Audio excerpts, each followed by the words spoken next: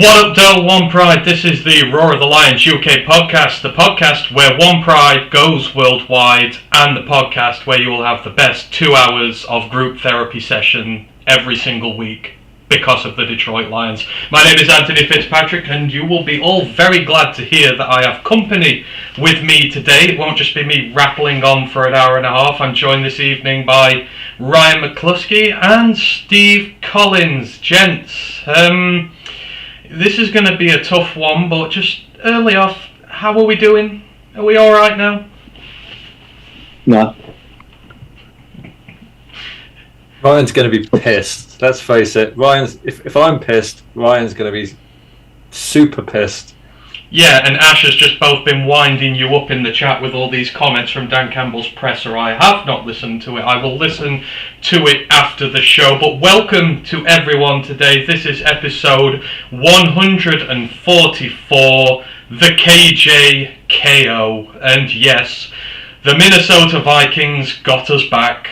It was going to happen. Last year, we dashed their playoff dreams in brutal fashion. I fed off the tears of Kirk Cousins and the anguish on the field of him that day. Well, they got their own back, folks.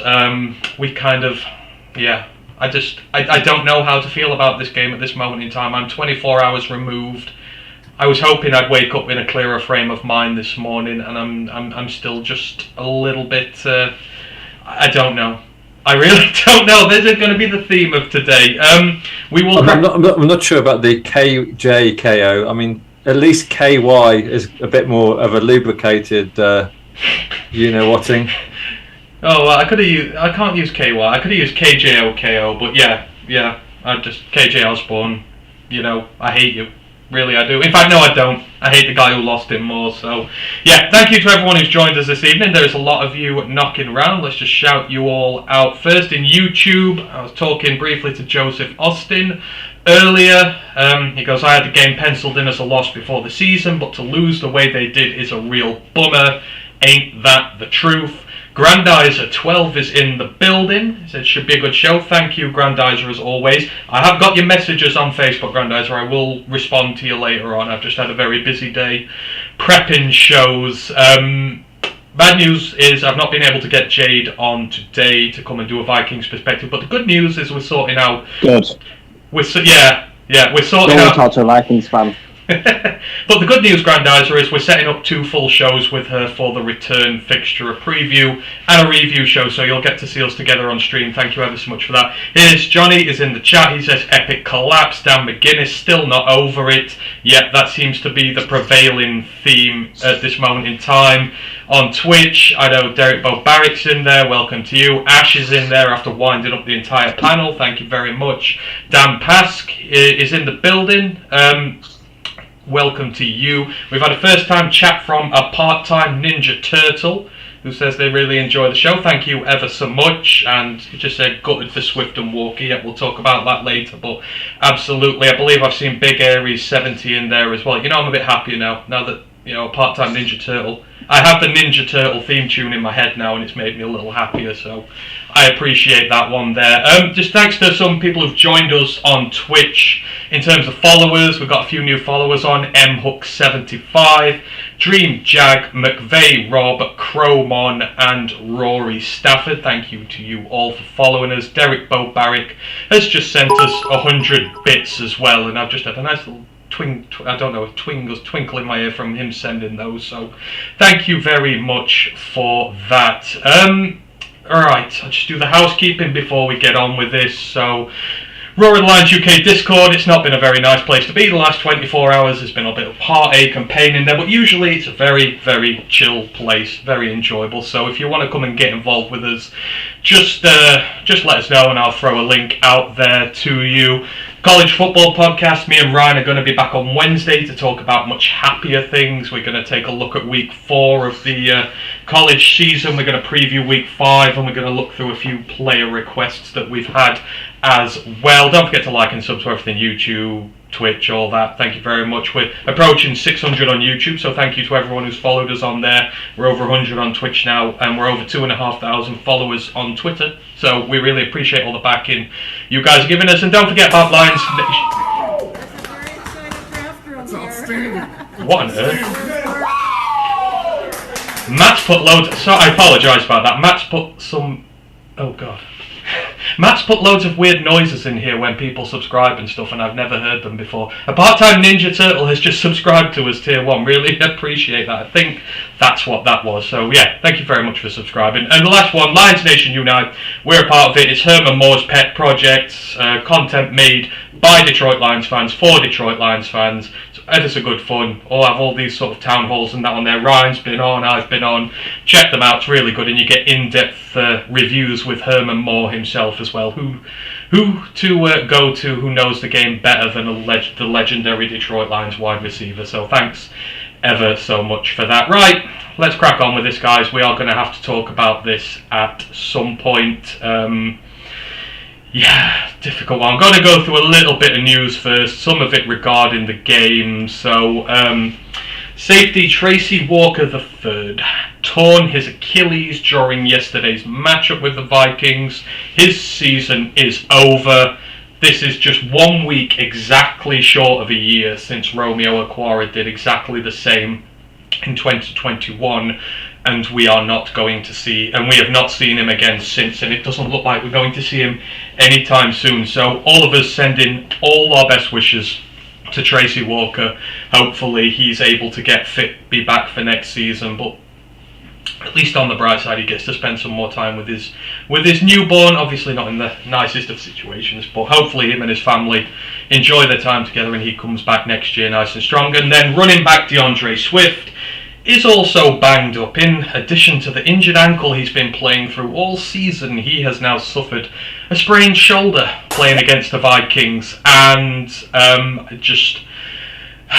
the injuries continue to pile up, guys. I mean, it's hard luck for Tracy. Swift, it's getting to the point now where you're like, how many more injuries can he have, sustain? We really need him out there. I mean, what are the thoughts on these ones? Swift can get rid of him. I want him gone next year. He's a liability. I don't care what he can do. He's soft. He can't hack the NFL workload. He can't be a running back one. He isn't a player that can carry a team because he's too fragile. We're not going to see him now, so I reckon at least after the bye. If not that, so I've lost all faith in him.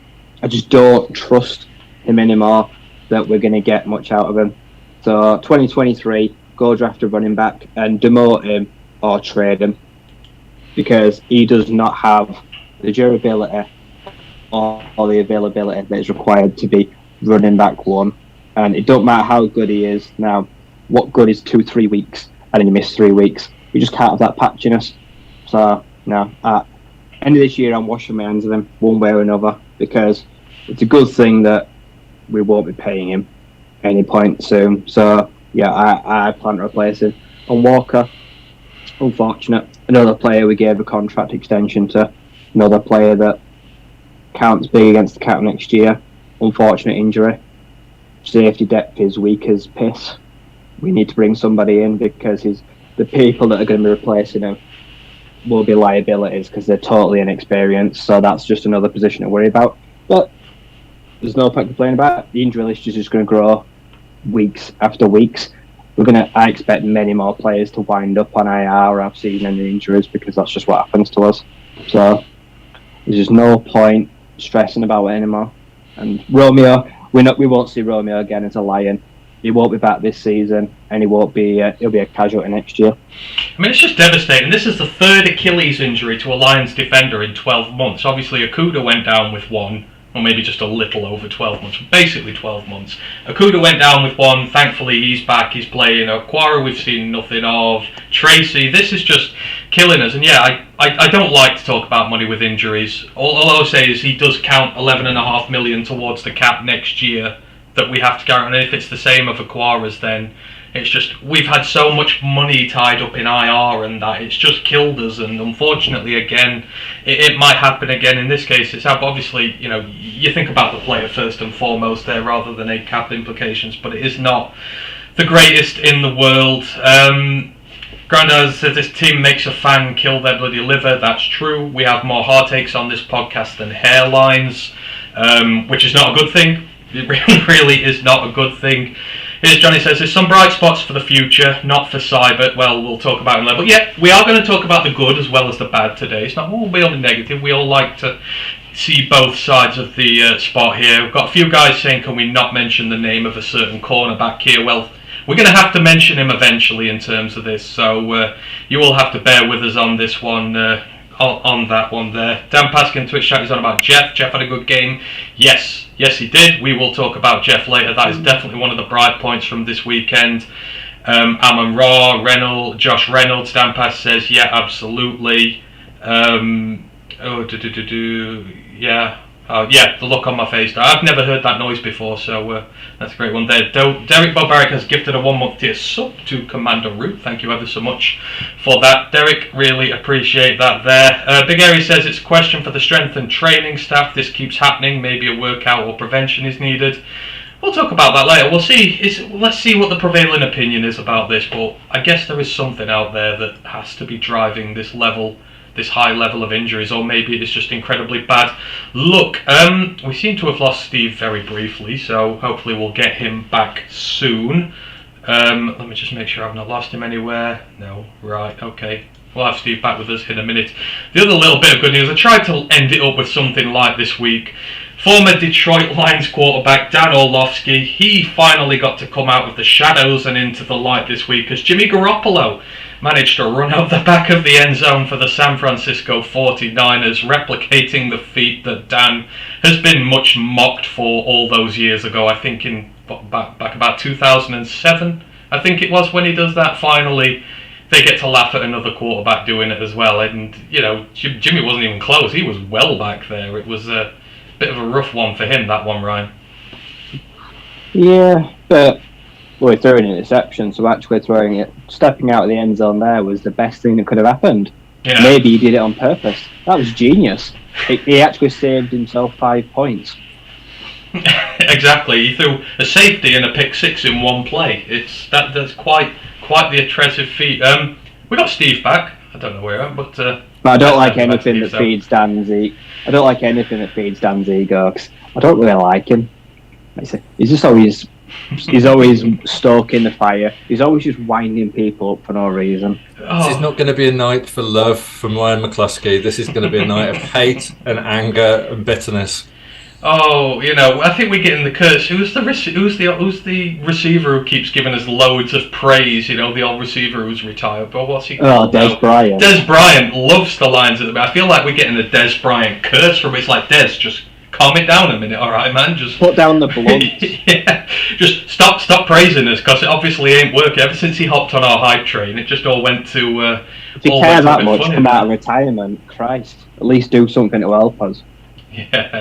Yeah, absolutely. Part-time Ninja Turtle says, I think the Lions are just so hungry for progress that the coaching staff, even as well as the players, are willing to risk injury, which only hurts us in the long run. I mean, maybe. I mean, Steve, just quickly while you were going to mention about the injuries to Swift and Walker. Obviously, horrible one for Walker, but Swift continues to struggle when it comes to injuries and availability. You know, you saw what a game changer he is. He won us the game in week 2, basically, with that touchdown. It changed momentum, won us that game. But when he's not on the pitch, when he's not healthy, he can't do that for us. And if he can't be on the field to do that for us, it's a problem.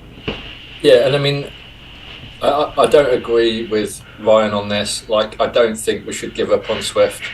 I completely understand about the, the kind of lack of reliability, but there's plenty of like talent, star players. You know, look at, I don't know, someone like Alvin Kamara, who has missed a lot of time in the last 18 months, 2 seasons. I mean, you know, Swift is a genuine star player, and we've seen that. But so I don't think just bidding him off is the answer. I think my worries are more like someone like Hawkinson, who, you know, while he's is a bit more reliable, he's just not producing what he should be for someone of his kind of stature in the team. And yeah, Tracy Walker. I mean, if you'd have said to me last week, you know, name me the one defensive player you wouldn't want to go down for the season, for me it'd be Tracy Walker, because he's so pivotal, team captain, you know, the one kind of like cool head in that secondary. And Yeah, that's a big loss for us. A real big loss. Joseph replied to you there, right? He said, put down the blunt, not at this time. I probably agree. I think a lot of Lions fans would need it to cope at this moment in time after that ending yesterday, so probably agree there with him. Here's Johnny says, 3 years of Swift been injured. Yeah, that's true. I mean, with Walker, the safety position now, I feel like, because as much as this team annoyed me yesterday, it can still do something this year. And I don't want this year to go down the pan because we've got no safeties or no prospects ready. If I'm Brad Holmes, I want him to, well, if I'm talking to Brad Holmes, I want him to go out and find a safety, whether it be, you know, someone on the free agent market or even trade for someone. I don't care if people say bad teams don't go into the trade market, but for me, you know, this could be long term for Walker. We could be really out of it here. I want him in the trade market looking for someone, looking to bring someone in, looking to bring that leader here. I know some people would rather we stay in-house with Kirby, we're developing him. Some people want Iffy to play safety, but he's never played a snap there. I just feel like that's probably gross negligence and maybe giving up on the season if we don't at least try to fix it. I don't know, what do you two think about safety now Walker's gone? Do we get someone in, or do we just suck it up and try and carry on as best as we can? If we suck it up, we're fucked. If we haven't seen anything from him, don't know if he can play safety. Kirby Joseph, rookie, totally untested, and Juju Hughes looks crap. He's a glorified special teamer. Shouldn't be anywhere near that starting lineup. If we go with the in-house method, it's fine by me, but Aaron Glenn won't be getting a head coach job next year because his defense will look like shit. So if we don't go and bring someone in, we're in trouble. There is options out there. Like I say, there's Jaquiski Tart. Like I say, there's Landon Collins. There's Adam Andrews. There's Adrian Colbert. There's free safeties out there that need work and that can come in and do a job. And they'll do a damn sight better than anyone that's basically still in an NFL nappy that needs their ass wiping, because we don't have the bodies to wipe their ass and play two roles and try help a rookie. So we need to do something. Like I say, we won't be traded for anyone. I don't think they'll be bold enough or brash enough to even consider that. I think they'll just go down the damage limitation route. But yeah, if we go in-house, the season will be in jeopardy. Like I say, at best, what do we bring back? CJ Moore? Do we bring back All Reliable? Bring back All Reliable like SpongeBob? That is not Old Reliable though. You've got to have a past history of success to be Old Reliable. He doesn't. Well, he's a personal protector, so that's something, isn't it? Apparently. I don't know. I mean, I think that, you know, are we allowed to rant yet? Can I start? Go ahead. I mean, I said at the start of the season that this is our first game of the season, because the Eagles game was just, we were never going to beat the Eagles. It was just a kind of, you know, see how much, I guess, how much spirit was in the team and could we make a game of it, the Eagles. So we did. And then the Commanders, you know, that's just like turning up and having a roll call before your meeting or before your game. That's just like, you know, putting your hand up and saying, yeah, I'm here. We can beat this lot. I said this would be the first game of the season because it's the first divisional game and it's that first game against a team that's kind of comparable to us, that's going to be somewhere between 7 and 10 and 10 and 7, and that's what the Vikings are. You know, and we've completely, I wouldn't say failed the test, we've completely shown everyone where we are, and where we are is not a winning team, is not a playoffs team.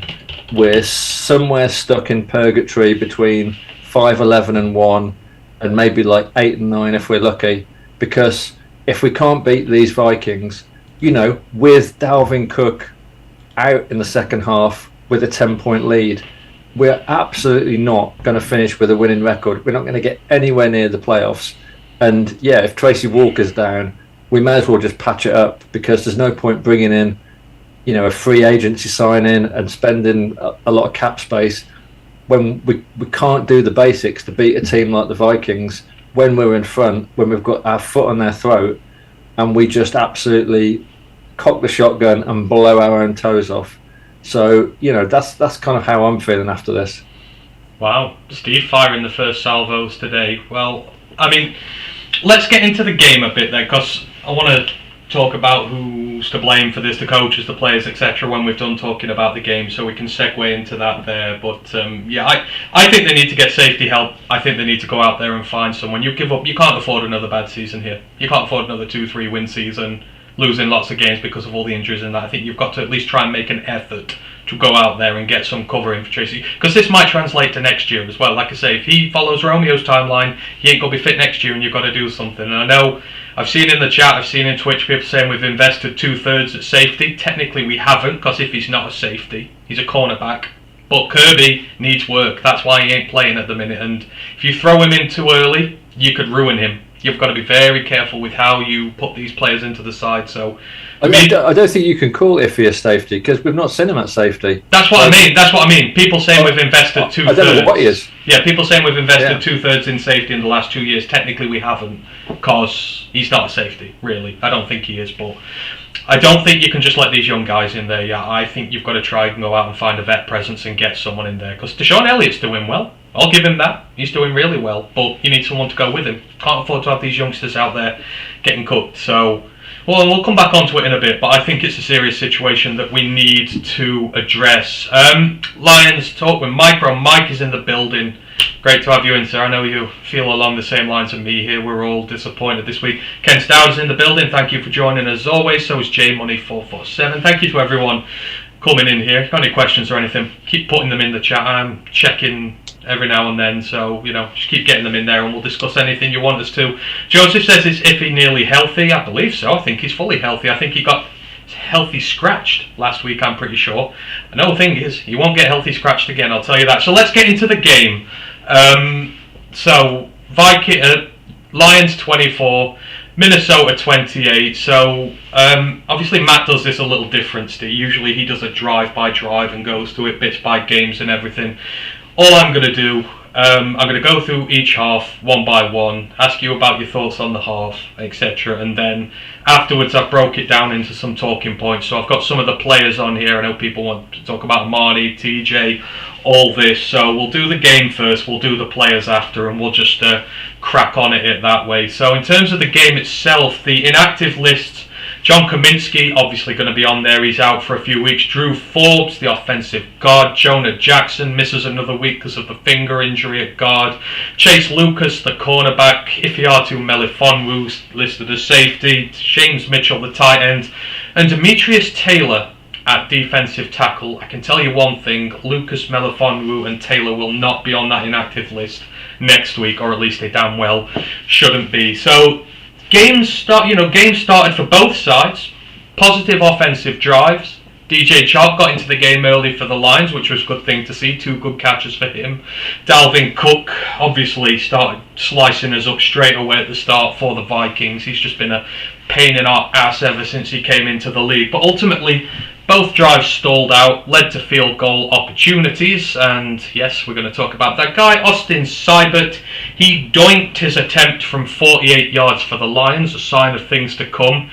And Greg Joseph for the Vikings, he shanked his so far wide right that reports had it landing somewhere in Canada. It was an awful kick, and I don't know if they recovered the ball from it. The Lions got on the board on the next drive, though, thanks to a huge 4th down conversion.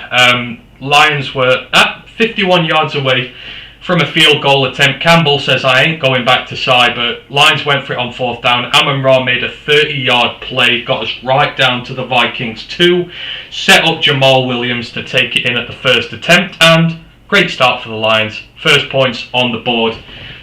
And then we can never have anything nice. Tracy Walker, that's when we suffered the injury of him. He managed to get off, the field, but then he was taken into the back via cart. But the defense, to its fairness, it managed to get off the field. We got the offense back on. The next offensive drive was a grind. We had 2 4th down conversions. The second of them was right at the start of the second quarter, but we were able to convert on both. The Lions were very aggressive, very smart with the play calling. The Vikings were chasing shadows all over the field, and Jared Goff ended the drive with a 5-yard touchdown pass to TJ Hawkinson. Lions up 14-0 after that, because Seibert can at least hit point after attempts. Vikings, they then got back into this game. Dalvin Cook was just causing us problems all day, running for big chunk plays, really opened the play action book out for Kirk Cousins, which is where he really excels. Made it all the way to the end zone, but the Lions did think they had a third down stop. Unfortunately, the Zebras exist, and the Zebras don't like the Lions, and the refs made one of the worst calls I've ever seen them make against the Lions, which is some going. Penalised Mike Hughes for a hold on Justin Jefferson. Seriously, I have been touched more by people who I've been like going through a doorway with at the same time and just sort of scooching past them. There was very little contact there whatsoever, but the refs couldn't wait to throw that flag down. The Vikings wide receivers all day were whiny little children. Every time a pass was not completed, you saw them looking at the refs, begging for a flag. The ball was nowhere near him. It was miles away. He could have given him a big-ass hug and kept him there, and he still wouldn't have made it to that thing. Don't know what the refs saw, but anyhow, gave him a penalty on the 1 yard line. They ran it in. Oh, sorry, they didn't. Adam Thielen got the touchdown. He had the freedom of Detroit in the end zone. Someone lost him. Kirk Cousins were one of the easiest passes in his life, 14-7. Then things really started to go wrong. Amon-Ra St. Brown got hobbled. He had to go off for treatment. And then the Lions paid for dancing with the devil on all these fourth downs. The Vikings stopped us at midfield. We gave them a short field to work with at our own 49. They converted a fourth down and a third down of their own on that drive, both to Adam Thielen again, both on a certain Lions cornerback, and then Dalvin Cook walked in a touchdown to round the outside to level the game up. Lions ended the half with a really disappointing 3-and-out, and the Vikings nearly even had time to take the lead thanks to the efforts of Amon-Ra, who gave away a huge pass interference penalty, put the Vikings nearly in field goal range. They got one more pass going, but thankfully Charles Harris showed some real good shithousery here. He knocked the ball out of Garrett Bradbury's hands when they were trying to line up to spike the ball for a field goal, and unfortunately they ran out of time, and Kevin O'Connell was absolutely apoplectic, but that was justice for that absolutely garbage PI call. Said this on Twitter, guys. This half was 50% beauty and 50% beast. Steve, I'll start with you. What did you make of this first half? Just on that last point, fair play to Charles Harris for reading the Sergio Ramos handbook. Excellent work. Yeah, absolutely. But what did you make of the half itself, Steve? I mean, just a couple of sort of, positives and negatives from me. First of all, we've got an offense. Like, we've genuinely got an offense this year, because during that half, our O-line, I wouldn't say bullied the Vikings, but we moved people about and we created some good running lanes. And, we gave Jamal Williams some space. Swift had a couple of runs. And, we've got some receivers. Like, Goff had plenty of targets to work with until St. Brown kind of, noticeably dropped off after getting, picking up an injury. So I thought Goff was really good. Didn't do anything spectacular, but didn't do anything stupid.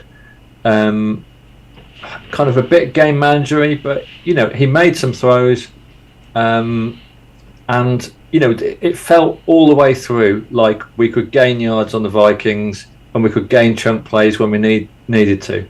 So for me, that was like a real positive. On the flip side, first of all, I kind of think that the whole Dan Campbell pumping them up attitude is making them too brave, because St. Brown shouldn't have been on the field in the second half, in my opinion. Like, he just disappeared. I think he made one catch, but he just didn't look good. And I'm really hoping that he's not worsened, like whatever he's picked up, and whether it's, he's going to be out for a game or 2 games, whereas maybe he'd have been able to get away with it. Also, Hutchinson, like, from what I saw of Hutch in the first 2 games, I can't believe that thigh injury wasn't limited him. I mean, Christian Darrisaw absolutely bodied him for most of the half. Like, Hutch just wasn't a factor. And for me, that's got to be something to do with the injury. I can't imagine that Darasul's that good to contain him based on what I saw against the Eagles and against the Commanders. I don't know what your thoughts are, but like for me, I just hope he's not going to like try and play every snap all season, and he's gonna pick up a serious injury. Yeah, well, I've broken down the offensive versus defensive line stats for us to chat about afterwards, so we'll go into it more there. But I do agree, I was disappointed with our defensive line in this one. They were not really good. Ryan, first half, 50% beauty, 50% beast, maybe a little bit of other bits in between. What did you make of the first half as a whole? I'd say 30-70, more beast. Defense is fucking abysmal. Run defense, dreadful. It's pathetic. They just do little bootlegs, they just do little reverses and cutbacks. He puts his foot in the ground, turns the other way, and the linebackers just go, oh, well, we've been washed this way, we can't bother to turn back and keep contained. It's child's play. Minnesota have made us look stupid now for like last 4 or 5 games. They have such a simple scheme, and we can't do anything about it. It's just infuriating. Secondary, outside of Akuda, dog shit. Like I say, it's pathetic. Like I say, Amani might as well have had Giorgio out there. Fucking horror warrior. Like I say, he's a total liability. I don't want to give him a new contract on rice paper and then take it off him and fucking eat it in front of him and tell him to get out of the building. Like I say, I've washed my hands of him. Mike Hughes, he's a liability, isn't he? He's got his paycheck. He's put in one good performance. He's going to be another. Who was that tit? Justin. Who's in nickel that we didn't like that just took loads of money off? Justin Coleman. Yeah, he's going to be another Justin Coleman. He's Mike Hughes. He'll put in a few good performances and then he'll be crap the rest of the time. So yeah, offense. Well, we've been found out, haven't we? Like I say, when we don't have Swift, when we don't have Amon-Ra, we are one-dimensional. TJ, you find can have your touchdown. TJ Hawkinson does not like what he wants to be here after 3 weeks, and I'm fine with him not being here in the future. I have just lost all patience with him. Like I say, he just doesn't look interested, and I'm not interested in him. Chark starts quickly, just goes missing. Like I say, he just goes missing for large portions of the game, and we paid him $10 million for 1 year. Like I say, and I thought this guy could be raving, but nope. He just goes walkabout for large periods. Goff was good. Goff escaped sacks on 3 first downs and scrambled on one of them, twice threw it away, and just managed to just live again to second down. But yeah, he did not get very much help all day. Offensive line, fine. Play calling, okay in the first half, but no, we should have been losing at the half. We were good for about the best part of a quarter, and they dominated that second quarter. We just were going 3 and out. It was back to that old repetitive play calling, and yeah, we knew where it was going at half time, didn't we? Like I say, we all had that awful sinking feeling in our stomach, and I am worried how one-dimensional we'll be without Swift, and if Amon-Ra has picked up a knock. So yeah, it was damage limitation. Like I said, to get in at the half, all square, I felt we were very fortunate. See, I'm a bit more upbeat on the first half here. I thought that we actually did well for good parts of this. I thought Ben Johnson's play calling initially was really good. The Vikings were chasing shadows for a lot of the time, especially the 2 scoring drives. They got inventive on 4th downs. The only trouble is when your 4th down conversion rate is better than your 3rd down conversion rate, it's not a sustainable model of success. And I agree that maybe the aggression is getting to them a little bit in terms of they've been too brave. That one that we lost at midfield when it led to the 2nd touchdown, we shouldn't have gone for that. We should flat out have punted that. We've got one of the most elite punters in the NFL, and sometimes when you're at midfield, you use him. Put some pressure on him instead. Put some pressure on the Vikings instead. I thought they just danced with the devil one too many times with those 4th down conversions. But overall, I thought it was decent. you have ebbs and flows in a game, and I think that pass interference call, I thought that was a big game changer. It's a big difference if they kick a field goal there on a 4th down compared to rushing in a touchdown. I think the refs had a bad effect on this game, and I didn't like the way that they were really favouring the Vikings here with some really bad calls. I know Amon-Ra got hit on the ground after catching a pass deliberately. They didn't call it on him. There were a lot of pass interference calls that were sketchy at best. So yeah, I thought the first half was all right. I'm glad that we didn't let them get in at the half. I think, especially with the Charles Harris thing, I was glad because, like Ryan said, I think we held on a little bit towards the end of the half. But overall, penalty. Yeah. The penalty that I don't know how we got away with that. That was a blatant delay of game. It is, but it's a bit of vet savvy. After that PI call, I really didn't mind. So yeah, going into the half, I was a bit of both. But you're on the road, you're level. At least you've got the chance to turn things around and make a go of it in the second half. And we'll go through the second half now. Do we have to? Yes, Steve, we do. Unfortunately, this is why we started a Lions podcast. We started talking about. We have to discuss everything. We can't just discuss. I would say we just can't discuss the good, but you've not really discussed the good yet either. So anyhow, I said Goff was good. Right, even Ryan said Goff was good. Goff was good, and anyone who says otherwise in this game is wrong. I mean, he was really good, and he looks a lot better at this moment in time. So that's a good thing. But we will talk about the goods at the end of this game as well. So, second half started. Great 3 and out from the Lions. Start the second half because we were worried about momentum. But yeah, it was just a 3 and out for the Vikings. We were able to get points on the board on the first drive of the half. Again, we had to go through a 4th down conversion, but it ended up just been a field goal, and thankfully this time Seibert put a magnet in the ball or something and it found its way through the upright. So 3-point lead there. Another defensive stop by the Lions forced the Vikings to hit a field goal, and Greg Joseph shanked it right again. They gave us a lot of chances in this one, but he looked awful kicking the ball yesterday, even worse than Seibert. This gave the Lions good field position. We were at our own 46. Receptions to Amon-Ra and Reynolds were able to get us down to the Vikings 13, and Jamal Williams punched it in on the ground once more. He's been quietly very good on the ground in the red zone this year, Jamal Williams has, and they found themselves 10-0 up. Unfortunately, the refs decided they wanted to get involved again, and they penalised Williams for his celebration afterwards, which was an utter joke. Gave the Vikings good field position, I think put it on their own 35, but here was the turning point in the game. Turnover. We never, ever get turnovers, really, but here we did. Dalvin Cook hit one of his own offensive linemen, fumbled the ball, injured himself in the process, and Deshaun Elliott was able to recover. Dalvin Cook was injured. He was ruled out on that play alone. That was the big threat of theirs gone this day. Huge opportunity for the Lions, but here's where I started to lose a little bit of faith. 3 and out.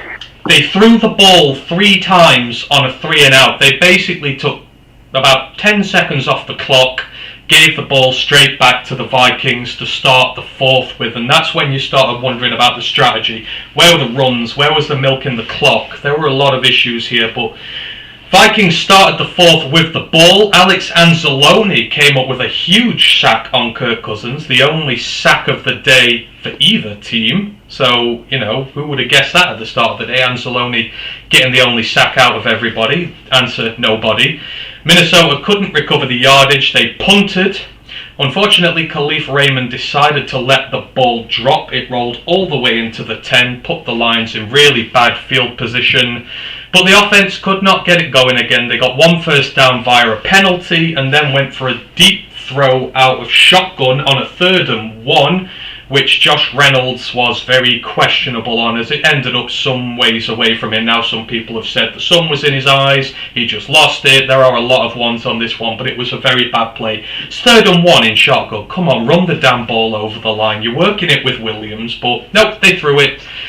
We had to punt. Vikings got the ball on their own 43, and then the Lions imploded. Amani gave up back-to-back penalties to keep the drive moving, and the Vikings made it to the 6. Then the most disgusting play of the entire day from our defense. Alexander Matheson. He took more shots than the walls of Jerusalem during the Crusades, and yet he somehow managed to get the ball into the end zone and run it in there. He got hit at least 4 times. No one took him down. He ran it in. That was absolutely disgraceful from the Lions defense. 24-21, and you kind of got a feeling then that something's not really going right for us here. Lions offense countered. We had some good runs from Williams, got to midfield, but we got stuffed on back-to-back plays. We had a 3rd and 8. St. Brown got the ball for a first down. It was a 9-yarder, set up another big play, but we got to 4th down again. 4th and 1 at the Vikings 30-yard line. Could have opted for the field goal, didn't. No faith in Seibert apparently at that point.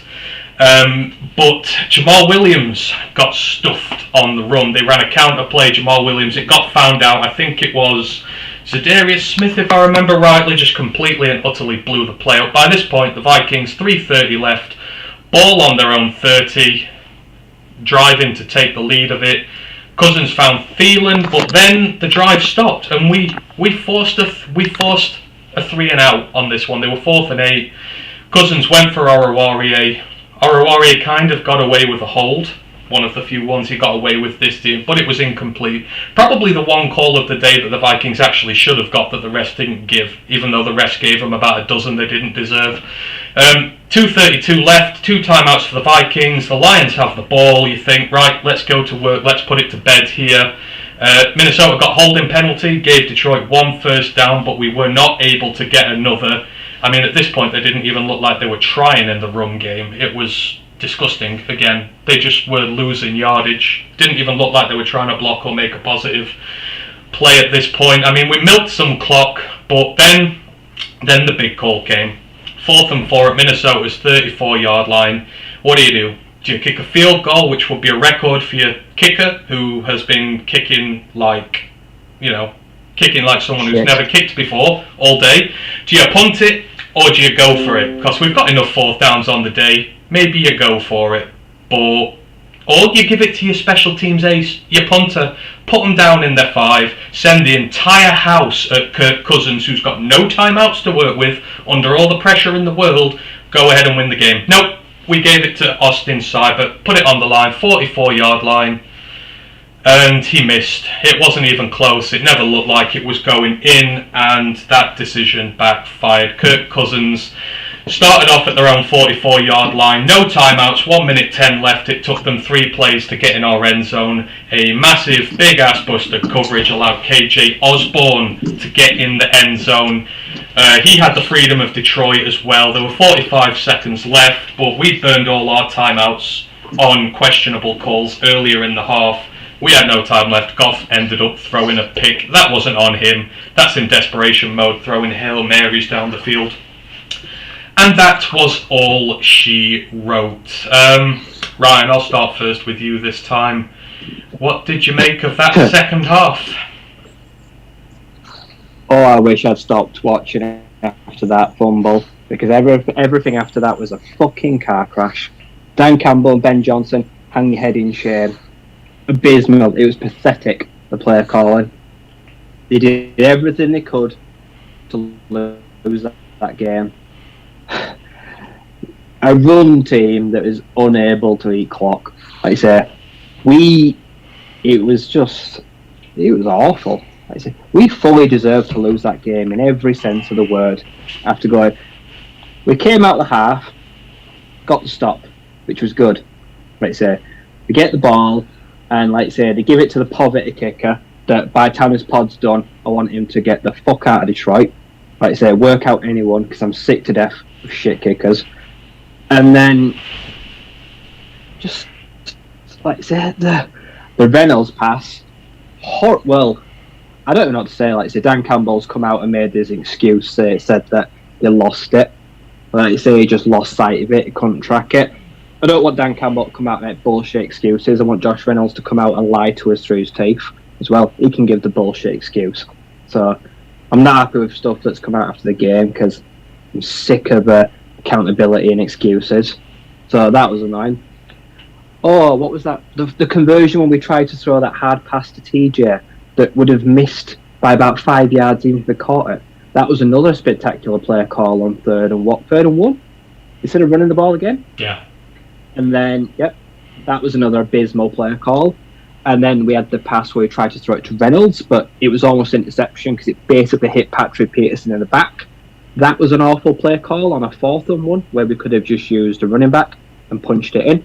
So that was another time that we gave the ball back. Luckily for us, their kicker was just as crap, so they just gave us extra lifelines that we didn't really deserve. 4th and 4. Oh, that was funny. Just punt. Like I said, all we had to do was just punt it. Just try get them within the 10 and make them go 90 yards in about a minute with no timeouts. If we'd have punted down to their 5 and they'd have gone 95 yards and scored and won, I'd have been like, do you know what?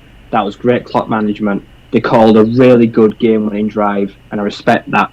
But no, you go to a kicker that has got a noodle leg that you don't trust to make a career-long field goal when he's already missed from 48 because, I don't know, he's wearing beer goggles, he can't kick for his life, to then suddenly trust him.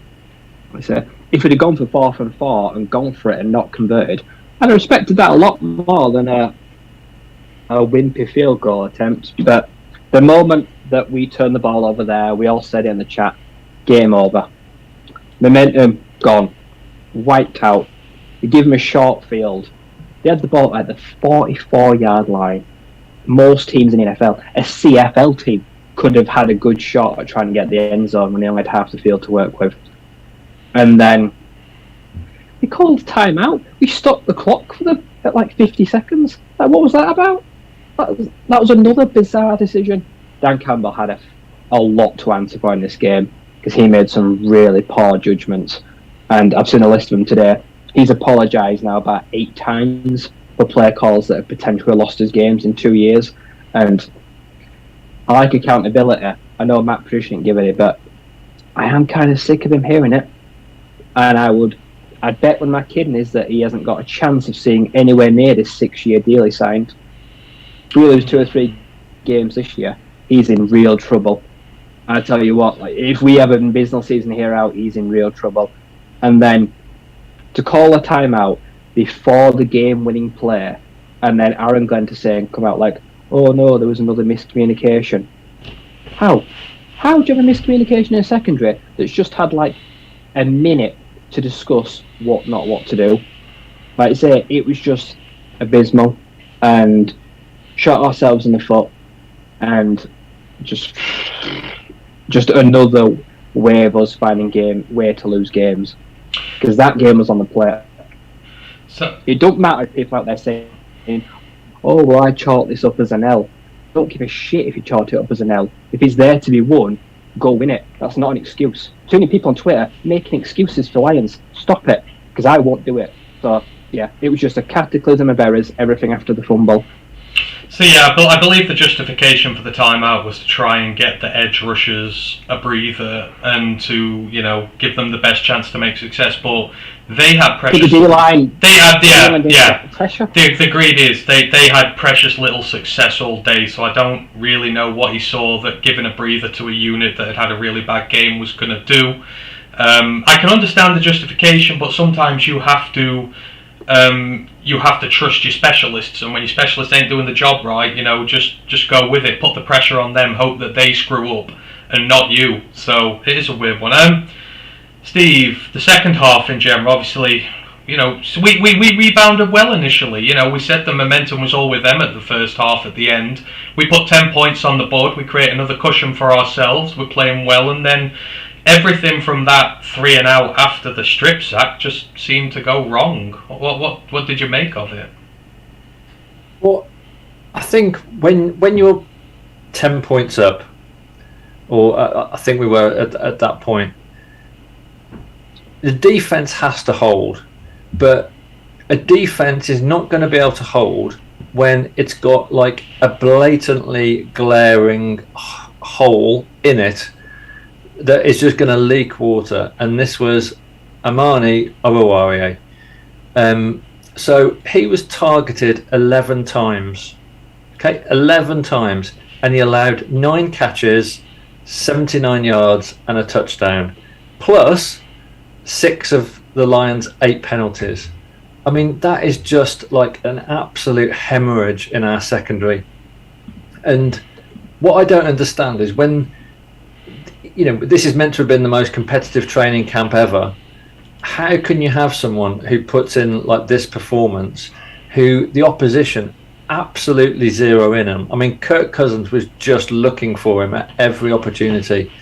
And, I'm not saying he single-handedly lost us the game, but he was a massive factor, because in the modern NFL, when quarterbacks are airing the ball out, you cannot have a cornerback that is such a liability. And the fact that they kept him on the field, I just can't see the rationale for that. Like, surely they could have put someone else in, even just for a few plays, just to try and staunch the bleeding. But it was just baffling. And as Ryan said, the miscommunication, like Mike Hughes, I don't know what he was thinking. They had so much time to sort out coverage. I feel really sorry for Jeff Okudah. I think when Jeff Okudah was one-on-one with Jefferson, he was targeted 4 times and he allowed 2 catches for 9 yards and he had 1 pass breakup. And this is against Justin Jefferson, much vaunted. Is he the best wide receiver in the NFL? He's certainly top 3 or 4. And when you think about how Okudah's come back from injury and the shift that he put in, I've no idea what he's thinking, just like turning his head around and looking at the other side of the field and just seeing this like absolute clusterfuck in front of his eyes. So I think that was that. And going back to this most competitive training camp ever, did we not just have a kicker battle in training camp? Did we not have 2 kickers who were really similar, and they've had 6 weeks and 3 practice games to like work out who's the best, and we get that from Seibert? I mean, like, oh my god. I think just to kind of spread out the blame, there were a couple of other things that really fucked us up. The punt and allowing that punt to roll. I think that was that Khalif Raymond? Yeah. 22 yards that punt rolled. And then Jack Fox, who's been super reliable, did probably his worst punt I can remember for about a year. I think he ended up going 35 yards. So special teams wasn't great, but the secondary and yeah, that was not a premium offensive line in the NFL. And the fact that we know the key to the game is pressurizing Kirk Cousins. Kirk Cousins is an interception machine when he's up against pressure. All the stats back this up. And we just didn't get anywhere near him all night. Like I said, Anzalone had like the 1 hit. So for me, I don't think you can put any of this on the offense. This is very much the defense's, in terms of how we gave it up. And yeah, in terms of Campbell, punt the ball. Also, you don't need to be a mathematician to go, well, with 3 points up and a field goal will bring us 3 points, which the Vikings can still score once and win the game. Why the fuck did we try and kick a field goal to go 6 points up? Punt the ball, pin them back. At that point, I don't think they had a single play over 20 yards. So we'd been containing them. Yeah, they'd been getting first downs, they'd been moving the chains, but there were no chunk plays. And then all of a sudden, we give them the break, and then I think then it's 29 yards to KJ Osborn. Oh, I mean, I could have puked up my spleen in those last 10 minutes. It was absolutely shocking. All right, well, and so frustrating. We had them. They were on the floor. We had the foot on the throat. Dalvin Cook, the number 1 weapon, out with a shoulder injury. Justin Jefferson, absolutely stacked up by Okudah. We had them. We fucking had them. The Vikings, a divisional game. Oh. Yeah, I think that was the really annoying thing here. The Vikings were not good. The Vikings were not good at all. And a lot of people said we shouldn't be expecting to win this game, etc., etc. Well, they were bad and they were there to be had, and we gave it away, and we had more than enough opportunities to put it away. It was very disappointing. We'll come back to the whole where do we think the blame lies, etc. at the end when we do the conclusion here. I just want to break down into some individual players and units, just see how some of the guys did. So I did it last week. I want to start with the trenches first, because obviously it's somewhere we've invested heavily, and I'm always looking to see how we're doing, because a lot of draft capital, etc., in there that we need to see come good. So in terms of the Lions' offensive line, Taylor Decker, he graded out at 59 overall. He had a 44 grade for run blocking, gave up 1 quarterback hit and 2 quarterback hurries on 45 pass blocking snaps. Dan Skipper had a 51 PFF grade, worse than Decker, 55 in run blocking, fairly better than him. Gave up 3 quarterback hurries on 45 pass blocking snaps, graded 40 in pass protection. Frank Ragnow graded 65, 61 for run blocking, 0 pressures allowed on 45 pass block snaps.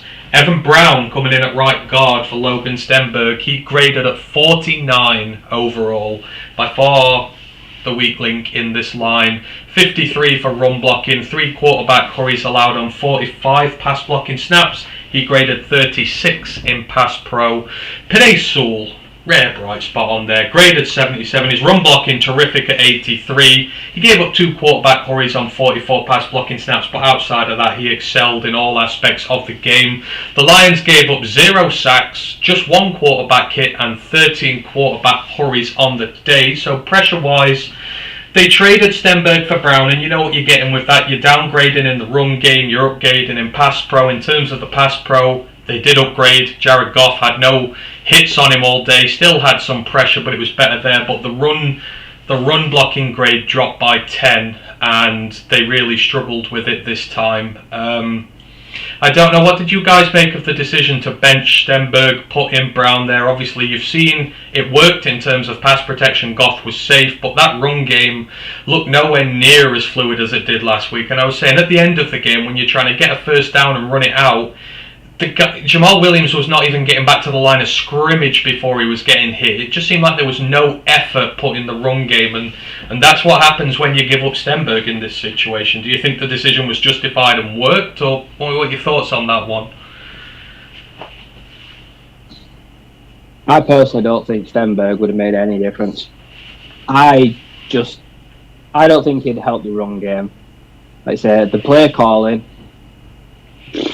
well, if you want to try and run up the middle 10 times, then wonder why you don't eat any clock, well, you can look at how we asked them to run. Like I said, for me, the offensive line was fine. Like I said, they had to go pass pro, like I said, because they had we kept elite pass rush potentially in check, and I think that had to be the priority this week. Like I said, Zadarius Smith, Danielle Hunter, they both had quiet games, and I think that was priority. Stop them getting to Goff, which was prioritised over a run game. And going forward as well now, if we've lost Swift now, I reckon this is going to be a pass pro line. I don't see Stenberg coming back on Sunday, because I don't think running the ball will now become a priority. I think, like I say, we will try go through the air. So I think we had an opportunity. The decision now has probably been taken away from them.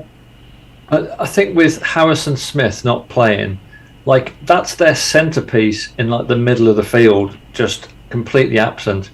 So for me, I don't know what you two boys think, but I wanted Hockenson to come and absolutely dominate the middle of that field with lots of short little routes for gains of 6, 7, 8 yards. Like, surely that was Hockenson territory. I just didn't see any of it. No. That's 2021 Hockenson. 2022 Hockenson don't exist. Yeah. I am getting very close to hoping at the deadline someone makes an offer and shipping him out, because right now he is holding this offense back. He is looming like an albatross around the neck, and there ain't a chance I'm giving him 14, 15 million. If he asks, like, say, top 10 money at like $13, $14 million a year, that is getting too rich for my blood. Like I say, the player right now just does not warrant it. So, do you agree with the decision to drop Stenberg for Evan Brown, Steve? Obviously, like I say, pass protection, it worked a dream and kept him pretty much safe for the day, but that run game did not look as swift. And when you see the breakdowns of the videos, how they're playing, Logan Stenberg's very critical in getting to that initial block when they're swinging him round through the left. Because, it's Taylor Decker and Dan Skipper, their run block rates were well down this week, and we run most of our routes through there because we pull all the guys across to help them. He was not there this week, and you've seen the impact he has in the game. Obviously, pass pro's bad, and you are going to run the risk of Goff getting hit in this one, but late in the game when we needed the run game to get us first downs and potentially win us the game, I felt like we missed him a little bit. Well, I think Evan Brown's really good as a backup centre, isn't he? But I'm not sure that was his best position where we played him today. No, I don't know. It's a tough one. Like you say, you've made the decision to protect Goff because Stenberg was giving up hits and it's paid off, but I feel like it may have come at the cost of the run game, which may have cost us the game. So it's a very tough call there. In terms of the Vikings defensive line, Daniil Hunter graded 84, 3 quarterback hurries, 3 tackles, 3 run stops, gave up 2 receptions for a combined 1 yard. So really good day for him. Za'Darius Smith graded 82, 5 quarterback hurries, 3 tackles, 2 run stops, graded 80 in run defense. Dalvin Tomlinson graded 78, 3 quarterback hurries for him. Harrison Phillips, the defensive tackle, graded 66, but he was over 70 against the run, 4 tackles, 3 stops, only 2 missed tackles between all 4 of them. They were really stout during the day, and backing them up, the linebacking core, you had DJ Wonnum, the outside linebacker, graded 76 against the run. You've got Eric Kendricks graded 78 against the run, and even the secondary, Chandon Sullivan, 70, Cameron Burnham, 70. These guys these guys broke what we normally do very well, is run the ball, and our offensive line is supposed to dominate sides like this and be able to get through that interior. And fair play to the Minnesota D-line, they performed well on the day, but I mean, they at the end of the day they shut down what we're good at, stopped us running. I thought Eric Kendricks had a really good game. Like, he was at the centre of everything and in the middle of that field, and there was not a lot going on, and any potential runs were snuffed out very quickly. And I thought their D-line was good, but yeah, Kendricks was exactly the sort of player that we're missing in the middle of the field. Yeah, exactly. But yeah, they stopped the run. They did a lot there. So Minnesota, they had 1 quarterback hit, 17 hurries on the day. So that's quite light production in terms of finished product from those edge rushers. The offensive line really did its job there. The Minnesota offensive line, for so long now, it's been mid. It's not been great. It's always been there to be exposed. And doing the review last week, the obvious threat to this, the obvious weakness in this line was the interior. Garrett Bradbury had given up 8 pressures on the season, Ed Ingram 7, Ezra Cleveland 6. They've got a lot of pressure going through the interior of that offensive line. Well, they bodied us in this one. Left tackle Christian Darrisaw graded 90 by PFF. No pressures given up, no hurries allowed. He dominated Aiden Hutchinson and everyone he came up against. His run blocking grade was fantastic as well, both in the high 80s. Ezra Cleveland, the left guard, graded 72, just gave up 1 quarterback hurry. Garrett Bradbury, the centre, graded 78, just 1 quarterback hurry given up. Ed Ingram, the right guard, this was the weak link here, graded 41, gave up 2 quarterback hits and 1 quarterback hurry. He struggled a lot with Aleem McNeil in there. That was one of the few battles we were winning on that defensive line. And Brian O'Neill, the right tackle, graded 62, gave up 2 quarterback hurries. They allowed 4 quarterback hits and 7 hurries for a total of 11 pressures on the day for the Detroit Lions. The Lions had 50 through the first 2 games, and they came up with just 11 against this Minnesota offensive line, which, with all due respects to it, is not the creme de la creme in this league. But boys, the offensive line of theirs dominated us all day, and Kirk Cousins looked like he was a man who had all the time in the world to do his business with us. I mean, it's not hard to dominate when the defensive line was just terrible. Julian Aquara, like I say, I can't wait to get rid of him. People keep saying, like, oh, he's got all his potential. Not a single hurry. 13 snaps out there, look like Bambi on ice. What is he doing? Like, what attribute does he bring to this team? Because he doesn't generate pressure. Ian Hutchinson, absolutely no use in his current state. If he's going to put in a performance like that, if he's going to be that healthy, don't play him on Sunday, because he is of no use to us in his current physical state. He's gimpy. He can't finish. Like I said, we haven't seen any of the pass rush Arsenal yet. He hadn't had to use any of it. We've just seen just raw brutality and speed so far through 3 games. But currently, right now, he ain't got any of that because he's playing on one leg. So, total non-factor. Charles Harris had one of the better games.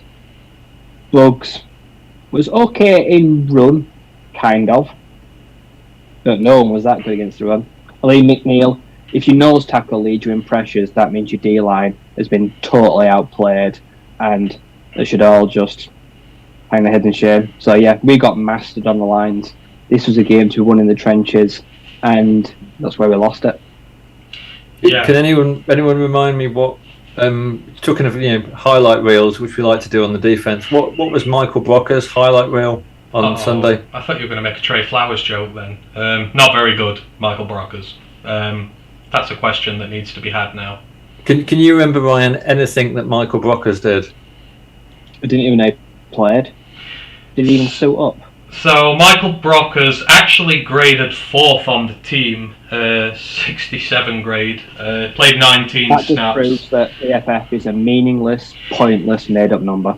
Yeah, I know. Steve-O put in there. He goes, if you go off PFF grades, it sounds like Minnesota Blues. I'm using the PFF grades, but I'm more using it just to list the number of pressures and etc.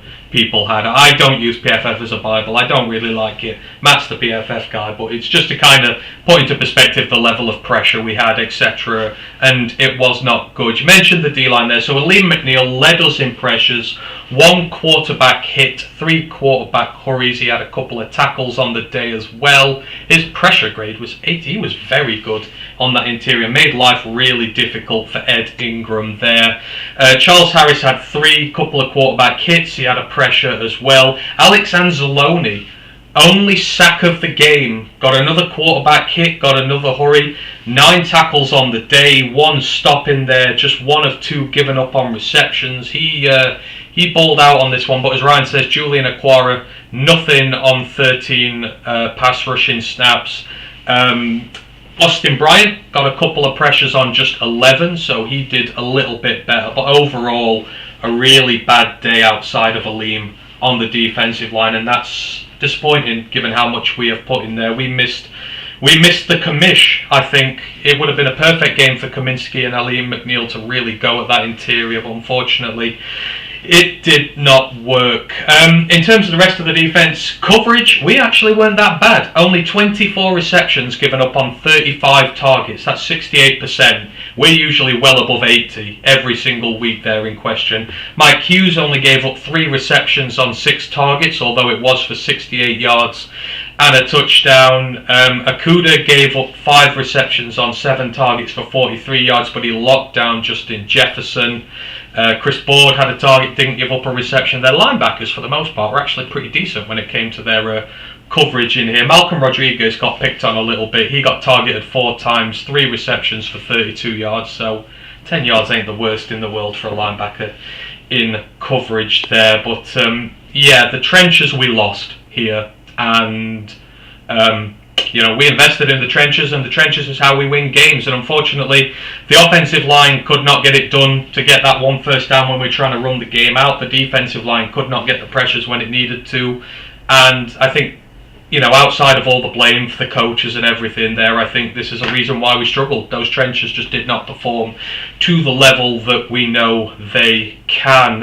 Right, so we've done the 2 trench groups now. We'll drop down into the players now. So I know people in the chat, I know Dan was asking a question about TJ Elliott. If there's any players you want us to mention and discuss, we'll go through it. But there are a few players I want to go through.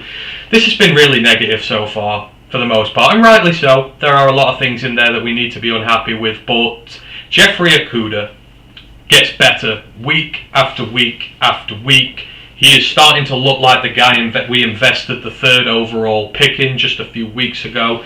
You know, he started off maybe not on the number 1 receivers on the team here, but he did exactly what Darius Slay did the other week for the Eagles, and he kept Justin Jefferson quiet to the point where Jefferson was crying for a foul every time that he couldn't get a pass reception because Okudah was just draped over him like a fur coat. Not illegally, but he was just locking him up that much.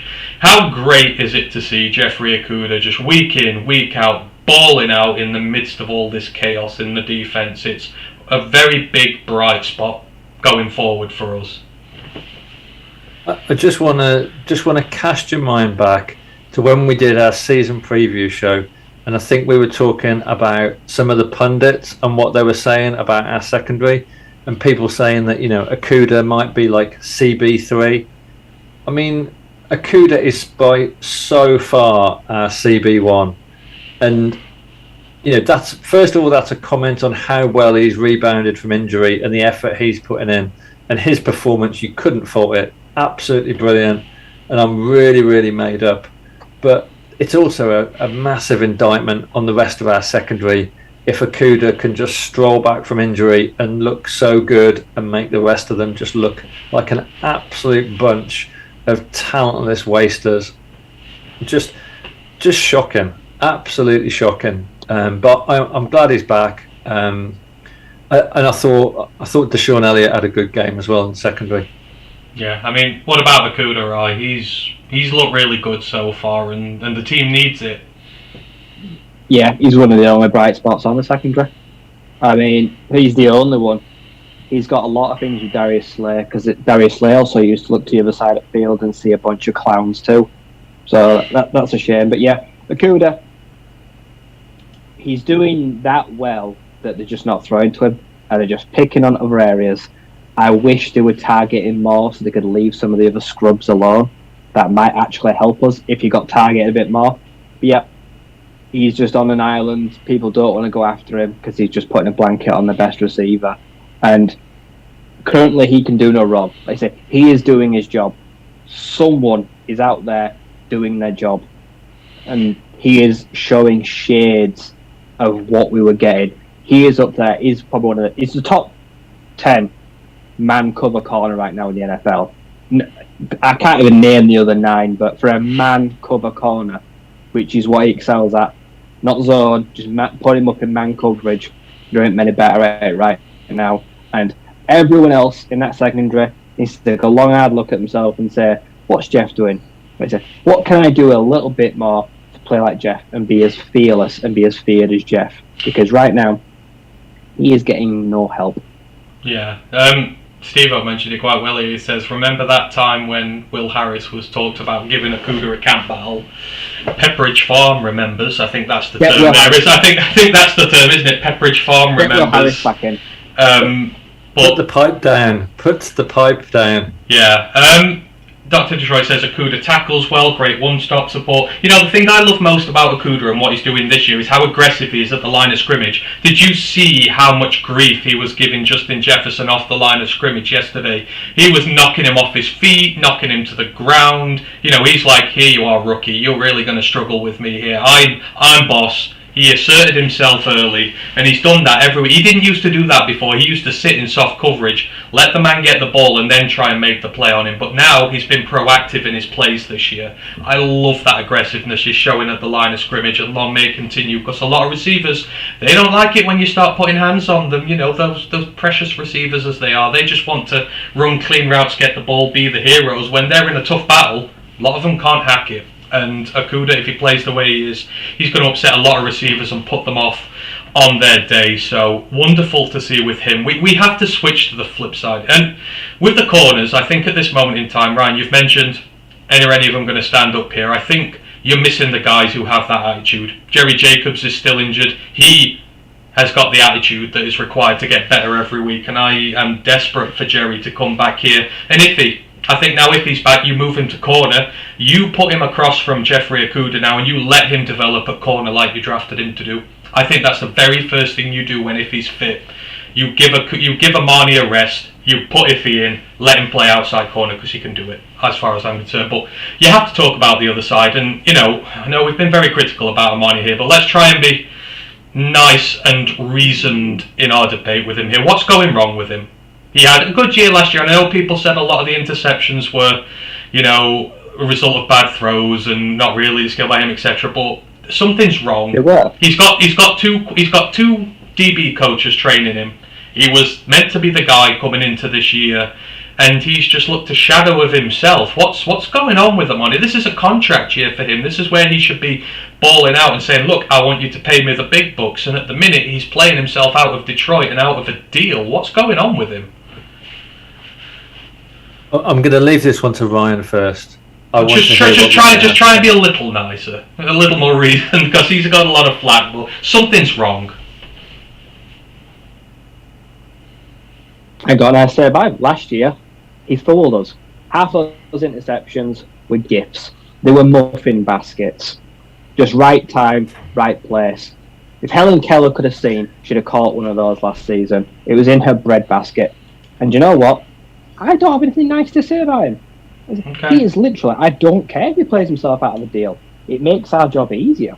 Yeah. You know, on Sunday, suit Will Harris up. Will Harris is cornerback too. I will gladly put him in and give him Tyler Lockett. If we give Tyler Lockett Tyler Marner, it's fucked. I say, because right now, one, he's too handsy. He deserved nearly all those penalties yesterday because he kept putting his hands around their waist. He kept tugging at them.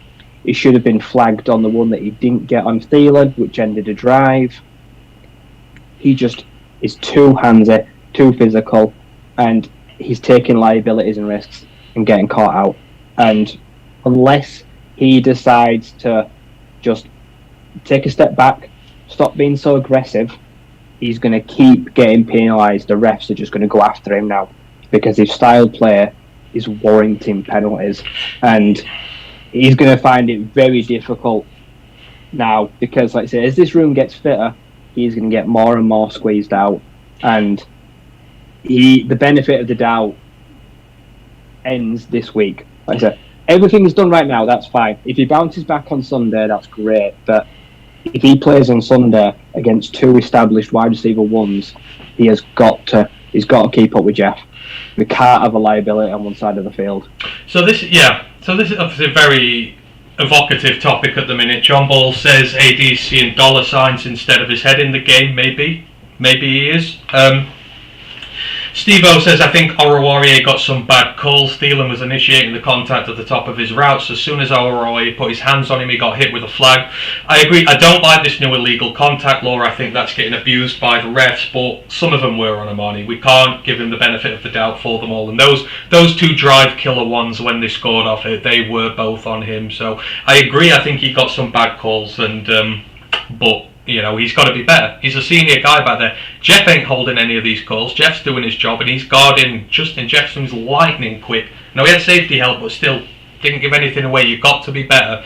If you're not the most talented team in the NFL, you have to be the most disciplined team in the NFL, and that will give you a good advantage in games. I'm not even talking about the penalties. 11 targets, 9 catches, 79 yards and a touchdown. I agree. His coverage grade 27.1. I mean, he just should have been taken off the field. I agree. He's just a liability. I agree 100%. I'm not trying to defend. I'm just trying to say that some of the calls were a bit iffy, but outside of that, he absolutely was bad.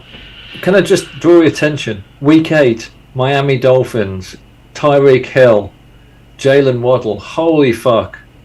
Well, I mean, we kept Samuel Dotson and Scary Terry quiet. I don't know. Jerry should be back by then, and Iffy should be healthy. So who knows what's going to go on by then. Tom R brings up a point here. He says Amani needs to sit a game. If nothing else, play him until he gets another penalty, then sit him.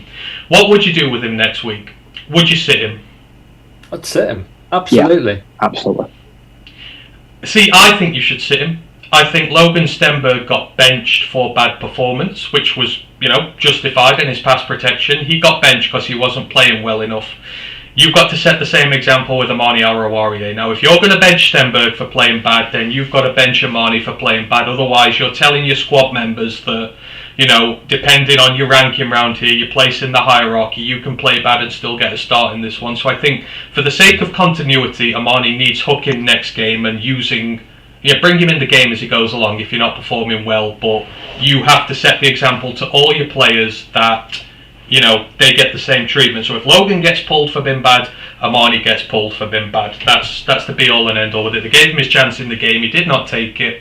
So you've got to do that there with him. Other players to mention. We talked about TJ Hawkinson a bit. We are all concerned with what is going on with him here. I was talking with Herman Moore yesterday on LNU about this, Micro Mike, all those guys. Herm reckons he's getting phased out just because of all the other targets on the field, and obviously they have to find a way to reforge this relationship between him and Hawk.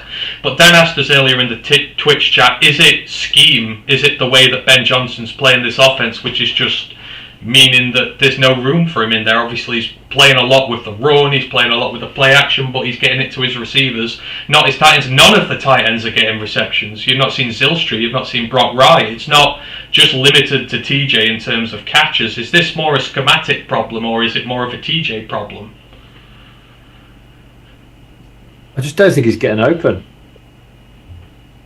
I just don't see him getting separation. I think there was one route he ran towards the end that he was targeted, and the defender just had an easy pass breakup. I think he was being covered by a linebacker, easy PBU, because it just wasn't no separation.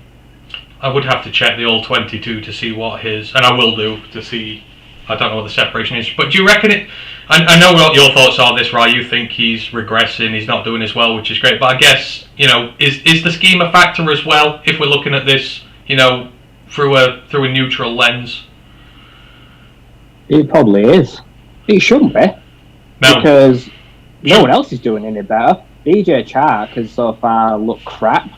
Reynolds has only turned up this week. He went missing for 2 weeks.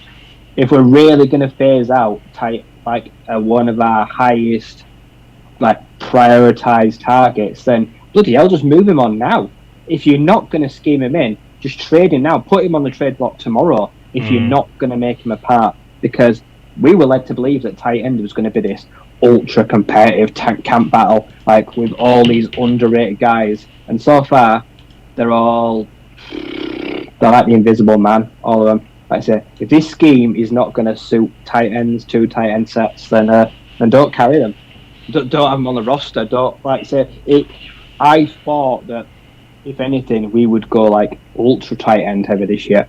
I thought we'd have 2 tight end sets. I thought we'd try go with that scheme, but so far, he's not a factor. He's struggling. Like I said, he's low on confidence. That is the one thing I think. His confidence is as low as it's ever been. 1, because he's not seeing targets. 2, because he's struggling to get open. And it's just culminating in, I think it's going to go sour. I think this scheme, and if confidence lacks, it could hurt the relationship. And I'm worried that, it will end with an early exit, that he will just get fed up and say, I want to go elsewhere. So if they're not careful, they're going to force him out.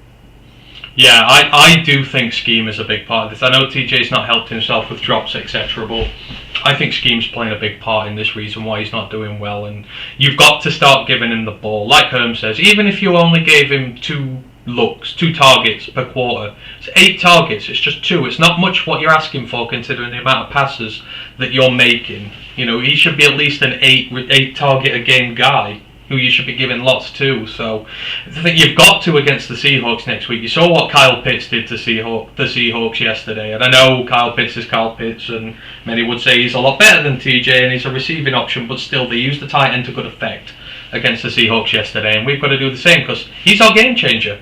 We said last week we should use TJ to hunt down these linebackers who ain't that good for the Vikings, and we didn't, which is baffling. So it is a confusing one there with TJ. I just wanted to finish with a few comments about some of the coaches now. So, I mean, I got roasted.